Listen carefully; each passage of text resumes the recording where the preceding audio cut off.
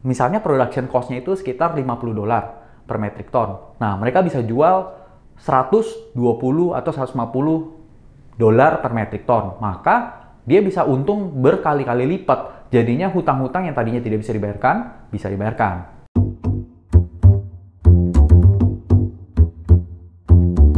Oke, kembali lagi bersama saya, Vincent, sebagai salah satu narasumber di Finfox Stockport. Nah, di episode kali ini, kita mau bicara mengenai suatu company yang memang juga menjadi perbincangan banyak orang di this week specifically. Oke, kalau kita lihat secara makro, tadi di episode sebelumnya kita udah dengar bahwa harga batu bara, harga energi itu memang all time high. Udah masuk musim dingin, harga di sekitar 400-500 US dollar per metric ton. Nah, itu harga batu baranya. Jadi, company spesifik yang kita mau bahas kali ini adalah Bumi. Nah, Bumi ini merupakan saham yang cukup agak riskan ya, karena zaman dahulu di tahun 2008, 2000 sampai 2018 company ini tidak memiliki good corporate governance yang sangat baik. Bagi teman-teman yang belum tahu good corporate governance itu apa, itu adalah tata kelola perusahaan. Jadi mereka misalnya sebuah direktur menjalankan perusahaan, dia nggak ada tuh macam-macam gitu, dan menjalankan untuk integritas untuk memegang saham. Nah, akan tetapi saham Bumi ini dulunya tuh sempat mengalami kondisi yang cukup membahayakan karena hutangnya sangat banyak. Dan kalau kita lihat dari interest yang mesti dibayarkan per tahun, itu tuh cukup besar. Dan bisa sewaktu-waktu ketika hutang jatuh tempo mereka nggak bisa bayar, perusahaan kolaps, dan bahkan sudah masuk ke PKPU. Ya, PKPU itu penundaan kewajiban hutang. Nah, jadi kalau kita sebagai salah satu calon investor yang mau beli saham ini atau memang sudah punya, karena ingat, zaman dahulu itu banyak banget yang beli sampai harga 5.800 dan pada nyangkut mungkin ya. Nah, sekarang ini ada suatu harapan baru. Nah, harapan barunya apa? Oke, satu. Tadi kita bilang ya, harga batu bara tuh cukup tinggi, bertahan cukup lama. Paling penting bukan harganya cukup tinggi, tapi cukup tinggi dan bertahan cukup lama. Supaya apa? Supaya kontrak-kontrak yang mau dijalankan oleh perusahaan tuh bisa terjalankan. Gitu. Oke? Nah, ketika harga batu bara cukup tinggi, maka kemampuan perusahaan Bumi ini untuk membayarkan hutang yang tadinya nggak ada, jadi ada karena harga batu baranya naik kan. Misalnya production cost-nya itu sekitar $50 per metric ton. Nah, mereka bisa jual 120 atau $150 per metric ton. Maka dia bisa untung berkali-kali lipat. Jadinya hutang-hutang yang tadinya tidak bisa dibayarkan, bisa dibayarkan. Nah, pada kenyataannya bahkan saham Bumi sudah berhasil mengkonvert hutang-hutang yang lamanya itu sudah dilunasi. Nah, tinggal one final king. Final king-nya itu ada hutang yang nantinya di Desember itu jatuh tempo. Dan cukup besar teman-teman.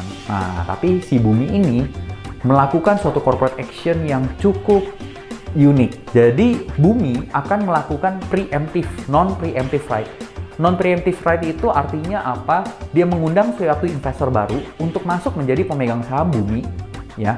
Tapi kita sebagai pemegang saham sebelumnya tidak diberikan kesempatan untuk menjaga percentage kepemilikan kita. Misalnya, kita tadinya punya 5% saham Bumi gitu. Nah, tapi ketika investor baru masuk, mungkin kita terdilusi 50%, jadi 2,5%. Nah, kita tidak diberikan kesempatan itu. Nah, karena apa? karena si investor strategis konon ingin membeli harganya di harga 120.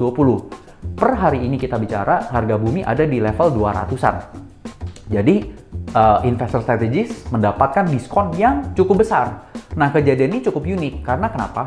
Biasanya, ketika terjadi non-preemptive right atau tidak dapat menebus, itu maksimal saham yang terdilusi itu maksimal 10%.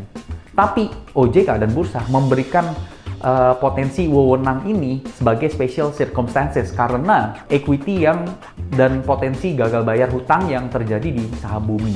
Nah, akan tetapi ya mereka tetap juga harus comply terhadap peraturan-peraturan OJK yang nantinya harus rups luar biasa dalam waktu 1,5 bulan dari titik sekarang, apakah disetujui atau enggak. Tapi impact-nya teman-teman, ketika 1,5 billion US dollar itu masuk ke Bumi, dia bayar hutang, semua hutangnya lunas.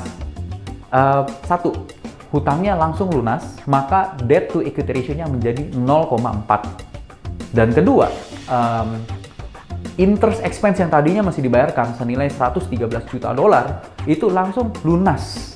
Nah, ketika lunas, saham Bumi ini menjadi lebih profitable dari biasanya. Nah, cuman satu yang belum tahu adalah equation daripada berapa dilusi dari pemegang saham yang baru itu masuk. Nanti pair-nya akan jadi berapa gitu ya kan. Nah, itu yang menarik ditunggu karena satu yang kita dengar adalah investor strategisnya ini cukup strategic enough. Kita tunggu nanti sampai ke spill dalam waktu 3 bulan 45 hari ke depan. Siapakah investor strategis itu yang menurut teman-teman bisa membawa Bumi ini kembali ke jalan yang benar dan mempunyai good corporate governance yang baik.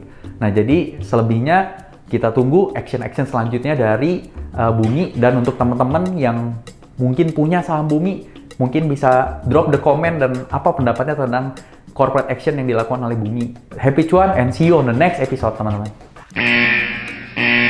Halo Fox, gue mau ingetin ke kalian kalau podcast Stockpot ini bukan sebagai ajakan investasi ataupun rekomendasi saham tertentu. Podcast Stockpot hanya sebagai podcast edukasi untuk membantu Fox dalam belajar lebih jauh mengenai investasi dan juga financial market. Jangan lupa klik tombol subscribe-nya dan juga tombol loncengnya ya. Enjoy the podcast, Fox!